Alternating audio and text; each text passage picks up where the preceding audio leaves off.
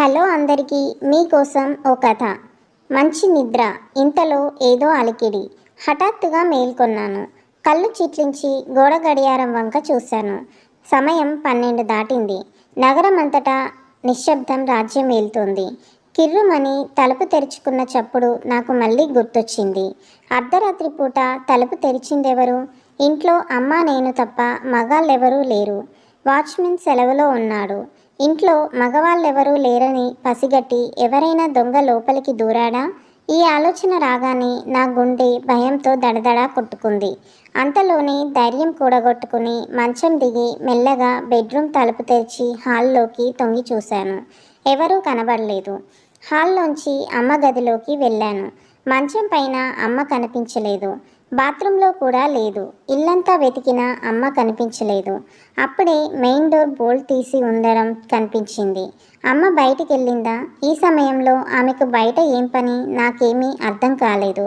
చప్పుడు కాకుండా main door తెరిచి బయటకు వచ్చాను. ఇంటి ముందు గేటు కొద్దిగా తెరిచి ఉంది. నాకేమీ అంతుపట్టలేదు. అప్పుడే నా దృష్టి పెరట్లో ఓ మూలన వాచ్మెన్ గదిపై పడింది. ఆ గదిలో లైటు వెలుగుతోంది. వాచ్మెన్ లేనప్పుడు అతని గదిలో లైట్ ఎందుకు వెలుగుతుంది?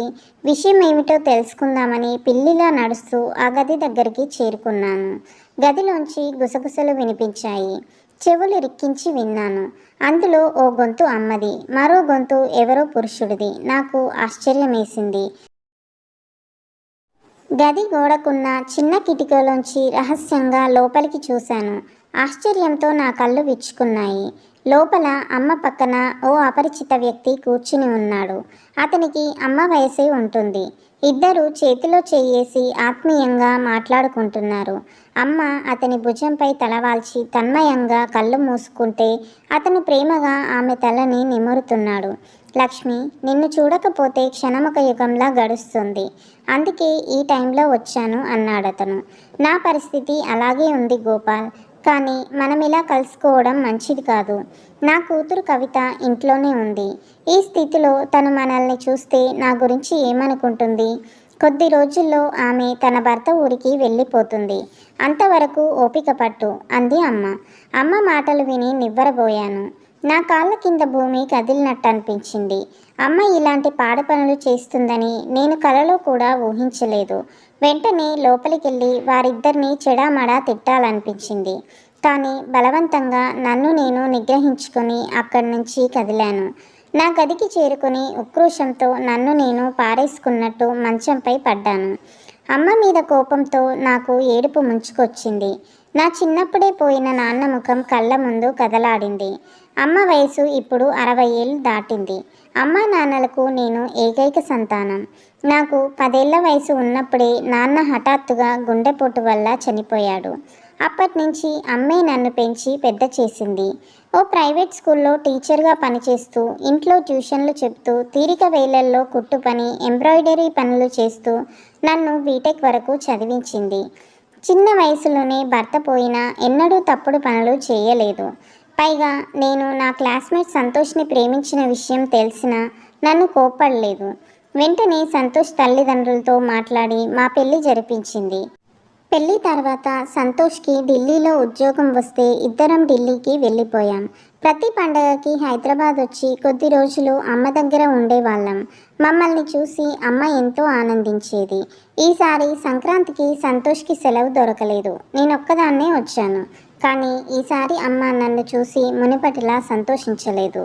తెచ్చిపెట్టుకున్న నవ్వుతో నన్ను ఆహ్వానించింది. దానికి కారణమేమిటో నాకు ఇప్పుడు అర్థమైంది. ఈ మధ్యనే అమ్మ ఆ వ్యక్తి ఆకర్షణలో పడినట్టుంది. నేను ఆమెకిప్పుడు పానకంలో పుడకలా కనిపిస్తున్నానేమో. అందుకే నన్ను చూసి పెద్దగా సంతోషించలేదు. కానీ భర్త పోయిన 20 ఏళ్ళ తర్వాత హఠాత్తుగా ఆమెలో యవ్వన కోరికలు ఎందుకు పుట్టుకొచ్చాయి? బాల్యం నాటి కొన్ని విషయాలు నాకిప్పటికీ గుర్తున్నాయి. నాన్న రోజూ తాగి ఇంటికొచ్చేవాడు. అమ్మతో పోట్లాడి ఆమెపై చెయ్యి చేసుకునేవాడు. ఆయన ఎందుకలా చేసేవాడో నాకు అప్పుడు అర్థం కాలేదు. కానీ ఊహ తెలిసాక ఆ విషయం కొద్దిగా బోధపడింది. అమ్మకు నాన్నంటే ఇష్టం లేదు. బలవంతంగా ఆయనతో సంసారం చేసేది. రాత్రిళ్ళు ఆయన గదిలో పడుకోకుండా నా దగ్గరకు వచ్చి పడుకునేది. అది భరించలేక నాన్న తాగొచ్చి అమ్మని కొట్టేవాడు. భార్య తనని ప్రేమించడం లేదనే బాధతోనే ఆయన తాగుడికి బానిసై ఉండొచ్చు. అదే నిజమైతే అమ్మ చేతులారా తన సంసారాన్ని పాడు చేసుకుందని అనుకోవాలి. తాళి కట్టిన భార్య ఆదరించకపోతే ఏ మగాడైనా ఎలా తట్టుకోగలడు? మితిమీరిన తాగుడు వల్ల చిన్న వయసులోనే చనిపోయాడు. నాన్న చావుకి పరోక్షంగా అమ్మే కారణమని నాకిప్పుడు అనిపిస్తోంది. అమ్మ లోపలికొచ్చి తలుపు మూసిన చప్పుడు లీలగా వినిపించడంతో నేను ఆలోచనల్లోంచి తేరుకున్నాను. ఆ వ్యక్తి వెళ్ళిపోయినట్టున్నాడు. నేనిక ఆలోచనలు కట్టిపెట్టి నిద్రపోవటానికి ప్రయత్నించాను. కాసేపటి తర్వాత నిద్ర పట్టిన రాత్రంతా పీడ కలలతో ప్రశాంతంగా నిద్రపోలేకపోయాను. ఉదయం లేచాక తలంతా భారంగా అనిపించింది.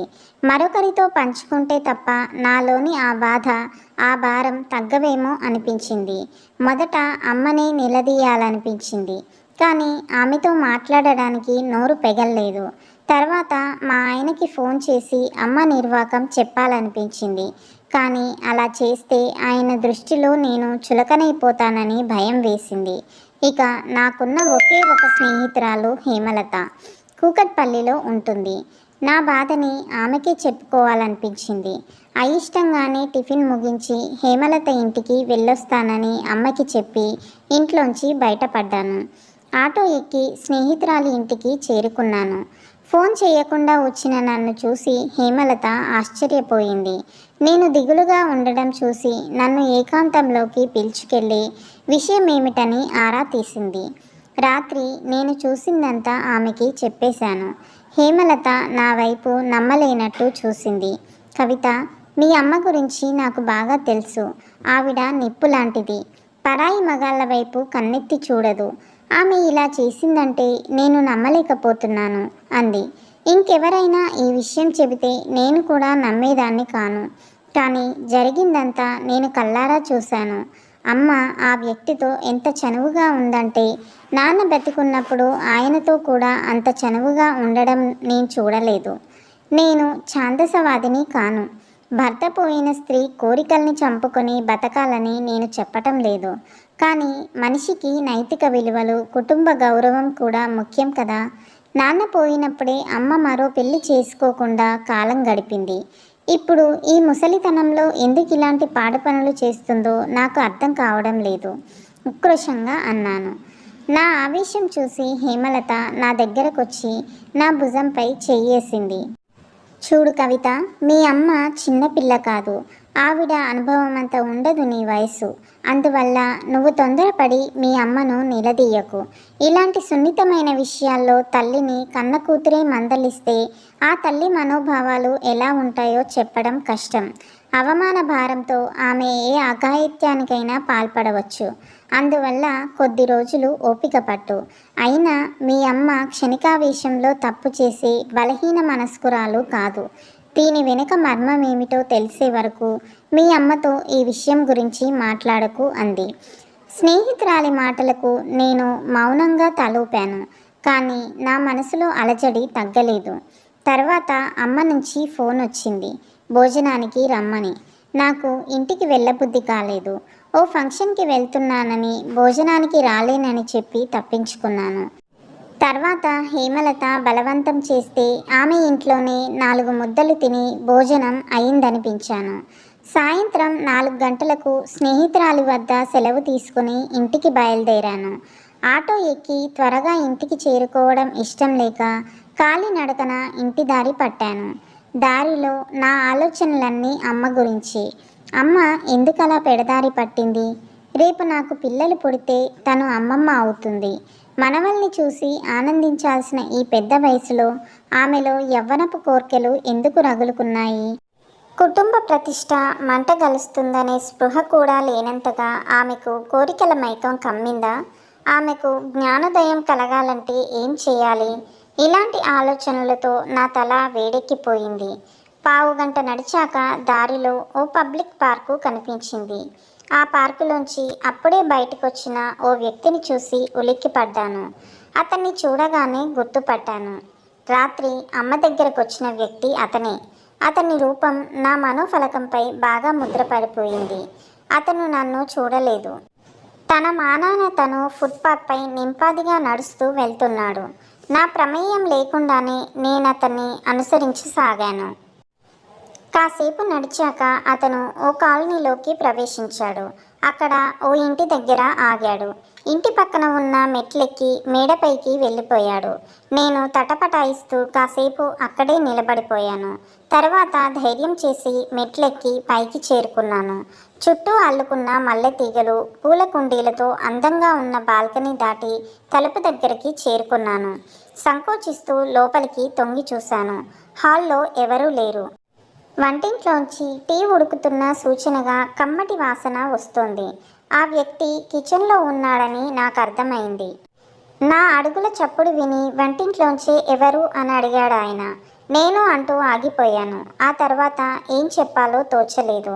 నేను అనేది మీ పేరా? చక్కటి పేరు. ఆ సోఫాలో కూర్చోండి, నేను 2 నిమిషాల్లో వస్తాను అన్నాడు ఆయన నవ్వుతూ. నేను నవ్వలేదు. హాల్లో సోఫాలో కూర్చుని అతని కోసం ఎదురు చూడసాగాను. కాసేపట్లో ఆయన ట్రేలో 2 టీలు తీసుకొచ్చాడు. నన్ను మాట్లాడనివ్వకుండా టీ కప్పుతో పాటు నీళ్ల గ్లాసు అందించాడు. దాహంగా ఉండడంతో నీళ్లు తాగి మొహమాటానికి టీ ఒక గుక్క తాగాను. టీ అద్భుతంగా ఉంది. నా ప్రమేయం లేకుండానే టీ మొత్తం తాగేశాను. చిటికలో నా అలసట అంతా ఎగిరిపోయింది. ఇప్పుడు చెప్పమ్మా, ఎవరు నువ్వు? నాతో నీకేం పని? టీ తాగాక అడిగాడు ఆయన. నేను చెప్పటానికి తటపటాయించాను. ఆ వ్యక్తి నా ముఖాన్ని దీక్షగా చూశాడు. అంతలో ఆయన కళ్ళు మెరిశాయి. నువ్వు లక్ష్మి కూతురివి కదూ అని అడిగాడు. అవును, నిన్న అర్ధరాత్రి మీరు మా ఇంటికి రావడం చూశాను. నా జవాబులో హెచ్చరిక ధ్వనించింది. ఆయన ఆశ్చర్యపోయాడు. ఈ విషయం మీ అమ్మకు చెప్పావా? ఆత్రంగా అడిగాడు. చెప్పలేదు. మంచి పని చేశావు. ఆయన నిశ్చింతగా ఊపిరి పీల్చుకున్నాడు. ఆయన ధోరణి నాకు అంతుపట్టలేదు. అసలు మీరెవరు? మా అమ్మకి మీకు ఏమిటి సంబంధం? ఈ వయసులో ఇలాంటి పనులెందుకు చేస్తున్నారు? నిష్ఠూరంగానే అడిగాను. ఆయన ముఖంలో ఎలాంటి భావం కనిపించలేదు. ఓసారి దీర్ఘంగా నిట్టూర్చి కుర్చీలో వెనక్కి వాలి చెప్పటం మొదలుపెట్టాడు. చూడమ్మా, నా పేరు గోపాలరావు. నేనొక విధివంచితుణ్ణి. అంతా అనుకున్నట్టుగా జరిగి ఉంటే నీకు తండ్రి స్థానంలో ఉండేవాణ్ణి. 30 ఏళ్ల క్రితం మీ అమ్మ లక్ష్మి నేను గాఢంగా ప్రేమించుకున్నాం. ఇద్దరం పెళ్లి చేసుకోవాలనుకున్నాం. లక్ష్మిని మీ నాన్న కాంతారావు కూడా ప్రేమించేవాడు. అతను మీ అమ్మకి మేనత్త కొడుకు. బాగా డబ్బున్నవాడు, జల్సారాయుడు. మీ అమ్మకి అతనంటే ఇష్టం లేదు. ఎట్టి పరిస్థితుల్లోనూ అతన్ని పెళ్లి చేసుకోనని ఆమె తన తల్లిదండ్రులతో కరాఖండిగా చెప్పేసింది. లక్ష్మి తనని ఇష్టపడకపోయినా ఆమెనే పెళ్లాడాలని కాంతారావు పంతం పట్టాడు. తర్వాత ఏం జరిగిందో తెలియదు. ఓ రోజు హఠాత్తుగా లక్ష్మి నా దగ్గరకొచ్చి తను చెప్పినట్టు చెయ్యమని నా చేత ఒట్టు వేయించుకుంది. ఆ తర్వాత ఆమె కోరింది విని నా గుండె బద్దలైంది. పెద్దల అభీష్టం మేరకు తను కాంతారావునే పెళ్లాడతానని, తనని మర్చిపోయి మరో మంచి అమ్మాయిని పెళ్లి చేసుకోమని నన్ను కోరింది. హఠాత్తుగా ఆమె ఎందుకు మనసు మార్చుకుందో ఎంత అడిగినా చెప్పకుండా వెళ్ళిపోయింది. తర్వాత కొద్ది రోజుల్లోనే హడావిడిగా కాంతారావుతో ఆమె పెళ్లి జరిగిపోయింది. చిన్నప్పుడే తల్లిదండ్రుల్ని కోల్పోయి ఏకాకిగా జీవిస్తున్న నేను లక్ష్మిని నా సర్వస్వంగా భావించాను. ఆమె లేని జీవితాన్ని ఊహించలేకపోయాను. జీవితంపై విరక్తి పుట్టి ఆత్మహత్య చేసుకోబోయాను. ఓ పెద్ద మనిషి నన్ను రక్షించాడు. మానవ జన్మలోని పరమార్థాన్ని బోధించాడు. ప్రాణత్యాగం చెయ్యాలనుకుంటే ఓ మంచి పని కోసం నీ ప్రాణాన్ని త్యాగం చెయ్యి అని సలహా ఇచ్చాడు. నేను వెంటనే సైన్యంలో చేరాను. సరిహద్దుల్లో నా ప్రాణాన్ని లెక్క చేయకుండా శత్రువులతో పోరాడాను. ప్రకృతి వైపరీత్యాల్లో నా ప్రాణాన్ని పణంగా పెట్టి అభాగ్యుల ప్రాణాల్ని కాపాడాను. నాలోని నిరాశ నిస్పృహలే ధైర్య సాహసాలుగా మారాయి. ఎందుకు పనికిరాదనుకున్న నా ప్రాణమే ఎంతోమంది ప్రాణాన్ని కాపాడడానికి పనికొచ్చింది. నేను దేశసేవ చేయటానికి దేవుడు నా ప్రేమను నాకు దక్కకుండా చేశాడనిపించింది. సైన్యం నుంచి రిటైర్ అయ్యాక కూడా నేను దేశంలోని వివిధ ప్రాంతాల్లో సమాజ సేవ చేస్తూ జీవించాను. వయసు మీద పడ్డాక స్వంత ఊరి మీద మనసు మళ్ళింది. ఈ మధ్యనే ఇక్కడికి వచ్చి నివాసం ఉంటున్నాను. ఓ రోజు మార్నింగ్ వాక్ నుంచి తిరిగి వస్తుండగా మీ అమ్మ నాకు ఎదురైంది. 30 ఏళ్ల తర్వాత మేం ఒకరినొకరం గుర్తుపట్టామంటే అది మాలోని గాఢమైన ప్రేమకు నిదర్శనం. ఒకరికొకరు గుర్తుపట్టాక మాలో చెలరేగిన మనోభావాల్ని, భావోద్రేకాల్ని వర్ణించటానికి తెలుగు భాషలోని పదాలు చాలవు. చాలాసేపు మాట్లాడలేకపోయాం. మా గుండెలు గొంతుల్లోకొచ్చి మాటలకు అడ్డుపడ్డాయి. కన్నీళ్ళే పరస్పరం మాట్లాడుకున్నాయి. తర్వాత మేం రోడ్డు పక్కనే నిర్మానుష్యంగా ఉన్న పార్కులోకి వెళ్ళి కూర్చుని గంటల తరబడి మాట్లాడుకున్నాం. 30 ఏళ్ల క్రితం ఏ పరిస్థితుల్లో తను కాంతారావుని పెళ్లి చేసుకోవాల్సి వచ్చిందో అప్పుడే మీ అమ్మ బయట పెట్టింది. ఆ రహస్యం తెలిసాక నా గుండె మరోసారి బద్దలైంది. మీ నాన్న ఎంతటి దుర్మార్గుడో తెలిసింది. అతను లక్ష్మిని స్వంతం చేసుకోవడానికి నీచమైన పన్నాగం పన్నాడు. ఓ రోజు లక్ష్మి ఇంట్లో ఒంటరిగా ఉన్న సమయం చూసి ఇంట్లోకి దూరి ఆమెను బలాత్కరించాడు. తర్వాత పెద్దవాళ్ల కాళ్ళ వేళ్ళ పడి మొసలి కన్నీరు కారుస్తూ క్షణికావేశంలో తప్పు చేశానని, తను తప్పు దిద్దుకోవడానికి లక్ష్మిని పెళ్లి చేసుకుంటానని అన్నాడు. లక్ష్మి అతనిపై పోలీస్ కంప్లైంట్ ఇవ్వాలనుకుంది. కానీ అలా చేస్తే కుటుంబం పరువు పోతుందని, చెల్లెళ్ల పెళ్లిళ్ళు కావని తల్లిదండ్రులు ఆమెకి నచ్చజెప్పారు. అందరి మేలు కోరి కాంతారావుని పెళ్లి చేసుకోమని అభ్యర్థించారు. లక్ష్మికి మరో దారి కనపడలేదు. పైగా మలినమైన శరీరంతో నన్ను పెళ్లాడడం ఇష్టం లేక నాతో తెగదెంపులు చేసుకుని అయిష్టంగానే కాంతారావుని పెళ్లాడింది. చెప్పడం ముగించాడాయన. నా గుండెల్లో అగ్నిపర్వతాలు బద్దలయ్యాయి. ఇంతవరకు అమ్మ తన గతం గురించి నాకెన్నడూ చెప్పలేదు. ఆమె జీవితంలో ఇంతటి విషాదం దాగి ఉందని నేను కలలో కూడా ఊహించలేదు. ఇన్నాళ్ళు భార్య నిరాదరణకు గురైన దురదృష్టవంతుడిగానే నాన్నని భావించాను. నిరాశ నిస్పృహల వల్ల తాగుడికి బానిసైపోయిన ఒక మంచి మనిషి అనుకున్నాను. నాన్న గురించి నేను ఇలా ఆలోచించడానికి కారణం కూడా అమ్మ ఔదార్యమే. తండ్రి దుర్మార్గుడని తెలిస్తే నేనెక్కడ న్యూనతాభావానికి గురవుతానోనని ఆ వాస్తవం నాకు తెలియకుండా జాగ్రత్త పడినట్టుంది. మనసులో ఎంత బాధ ఉన్నా మౌనంగా భరిస్తూ నన్ను పెంచి పెద్ద చేసింది.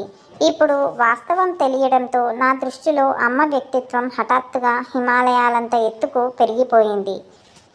ఇంతసేపు ఆమె గురించి చెడుగా ఆలోచించినందుకు నన్ను నేను తిట్టుకున్నాను. నేను మౌనంగా ఉండడం చూసి ఆయన మళ్ళీ అన్నాడు, చూడమ్మా, తనకు జరిగిన అన్యాయం గురించి ఎవరికీ చెప్పవద్దని మీ అమ్మ నన్ను కోరింది. కానీ ఆమెకున్నంత సహనం నాకు లేదు. అందుకే ఆ బాధ నా గుండెల్లో దాచుకోలేక నిజం కక్కేశాను. ఎందుకంటే దేవత లాంటి మీ అమ్మను నువ్వు అపార్థం చేసుకోవడాన్ని నేను తట్టుకోలేను. అందుకే మీ అమ్మకిచ్చిన మాట తప్పాను. మీరు వాస్తవం చెప్పి నా కళ్ళు తెరిపించారు. లేకపోతే నిజంగానే నేను అమ్మని అపార్థం చేసుకునేదాన్ని. అమ్మ జీవితంలో ఇంతటి విషాదం దాగి ఉందని నాకు తెలియదు. ఆ కాలంలో పరువు, కట్టుబాట్ల పేరుతో పెద్దవాళ్ళు అమ్మ గొంతు కోశారు. నాన్న చేసిన తప్పుకి అమ్మని శిక్షించారు. 30 ఏళ్ల క్రితం అమ్మ తరపు పెద్దలు చేసిన తప్పుని ఇప్పటికైనా సరిదిద్దాలి. ఆ పని నేనే చేస్తాను. మీరిద్దరిని మళ్ళీ కలుపుతాను. ఓ పీడకలగా భావించి మీ గతాన్ని మర్చిపోండి. ఇద్దరూ నిర్భయంగా పెళ్లి చేసుకోండి. మీకు అండగా నేనుంటాను. సంఘానికి భయపడాల్సిన పని లేదు. మనుషులు సంతోషంగా జీవించటానికే కట్టుబాట్లు పుట్టాయి తప్ప కట్టుబాట్ల కోసం మనుషులు పుట్టలేదు. ఇప్పుడు మీరు అర్ధరాత్రి పూట దొంగచాటుగా కలవాల్సిన అవసరం లేదు. ఇద్దరూ పెళ్లి చేసుకుని స్వేచ్ఛగా సంతోషంగా కలిసి జీవించండి. మీరిద్దరూ చేసిన త్యాగాలకు ఆ మాత్రం ప్రతిఫలం దక్కకపోతే ఇక లోకంలో మంచితనానికి విలువ ఉండదు. దృఢ విశ్వాసంతో అన్నాను.